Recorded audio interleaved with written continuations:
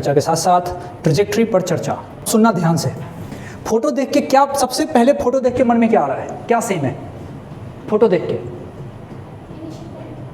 हाँ ये गजब बोल दिया, इनिशियल पॉइंट नहीं, वो अलग अलग है, एंगल ऑफ प्रोजेक्शन सबका अलग अलग है। फोटो देख के असली बात क्या समझ में आ रही है? हाइट सेम है। मैंने कुछ नहीं किया, मैंने इसलिए कहता है इनिशियल पॉइंट से बहुत शानदार। मैंने फोटो देखा, फोटो देखते ही सबसे पहले मन में आया एच सेम। मेरे साथ साथ लिखने का भी मजा है इसमें, इस सवाल में, क्योंकि ऑर्डर में नहीं लिखो। चलो इनिशियल पॉइंट सेम है, अच्छा, लेकिन फायदा कुछ नहीं होता। तुमने कहा हाइट सेम है, बढ़िया, इसको हमने लिखा। अब सोचो, हाइट के बहुत सारे फार्मूले होते हैं। सबसे basic formula U Y square upon 2g है ना।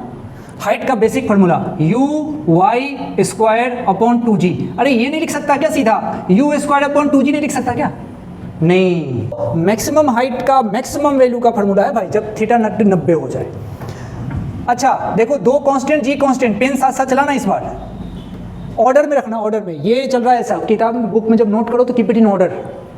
पहले ये सोचा फिर ये सोचा, तो मैं ऐसे ही कहता हूँ, पहली बात ये सोची है मैंने, दूसरी बात ये सोच रहा हूँ कि h बराबर you Y square upon 2g। शानदार। देखो 2g तो कांस्टेंट है, 2 कांस्टेंट होता है, g 10 है मान लो, कांस्टेंट है। अच्छा मतलब h डिपेंड कर रहा है यू वाई स्क्वायर पे। अच्छा मतलब जिसका यू वाई ज़्यादा उसका h ज़्यादा। ऐसा हो रहा है क्या? ऐसा हो रहा है क्या? लेकिन h तो सबका सेम है, h तो सबका सेम है। मतलब अच्छा, इसका मतलब ये कहना चाह रहा है कि h अगर सबका सेम है तो पूरी गारंटी है कि u के y कंपोनेंट को भी सेम होना पड़ेगा।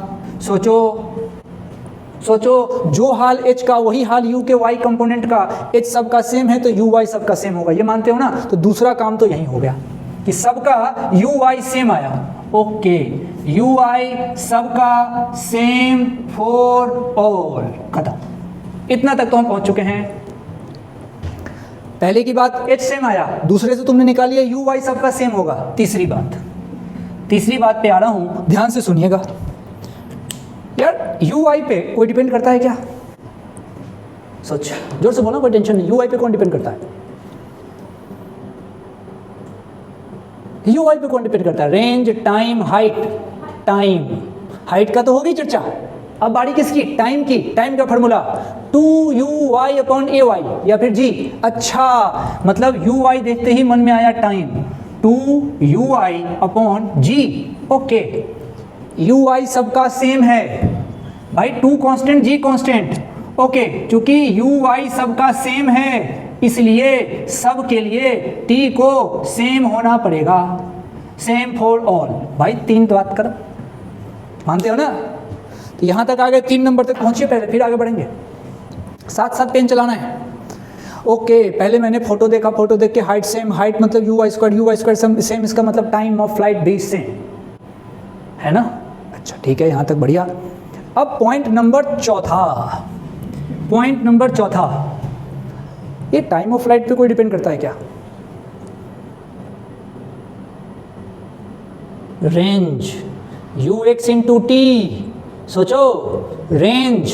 ओके, मतलब अब चर्चा रेंज की होनी चाहिए, ux इंटू टी। अब थोड़ी सावधानी रखनी है, क्या सबका रेंज सेम है क्या?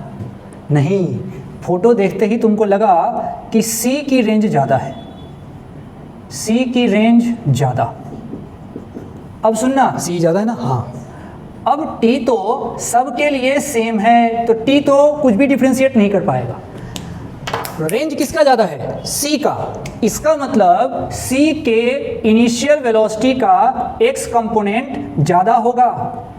सोचो, c के इनिशियल वेलोसिटी का x कंपोनेंट सबसे ज़्यादा होगा, क्योंकि c का रेंज ज़्यादा है। मानते हो ना? वहाँ तक आ जाओ, फिर 5वीं बात यहाँ पे चलाऊँगा।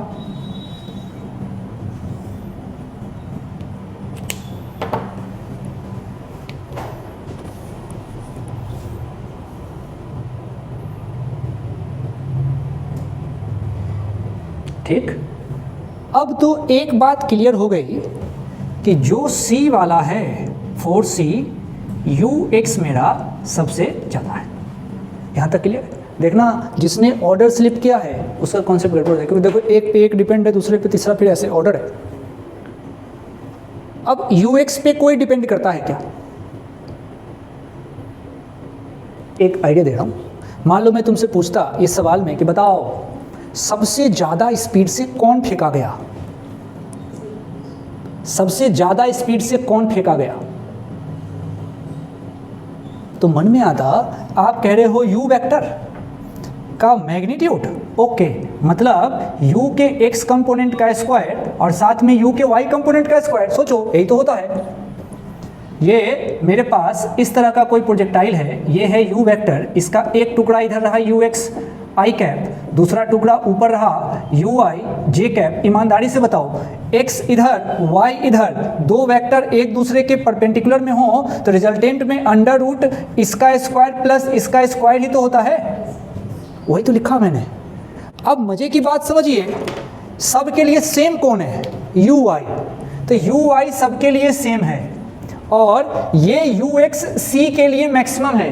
इसका मतलब c के लिए नेट वेलोसिटी प्रोजेक्शन वाली मैक्सिमम होगी। तो कौन सबसे स्पीड से फेंका गया? तो c, क्योंकि कितने स्पीड से फेंका गया तो उसके लिए कैसे पता करेंगे? ux का स्क्वायर और ui के स्क्वायर का रूट लेंगे। ui तो सबका सेम है, तो जिसका ux ज़्यादा उसका ये टर्म ज़्यादा, ux c का ज़्यादा, इसीलिए c की जो ओवरऑल इनिशियल वेलोसिटी का मैग्नीट्यूड है वो ज़्यादा। इस ऑर्डर को थोड़ा सा भी ऊंचा नीचा करोगे तो मामला फंस जाएगा। समझ में आया क्या चल रहा है?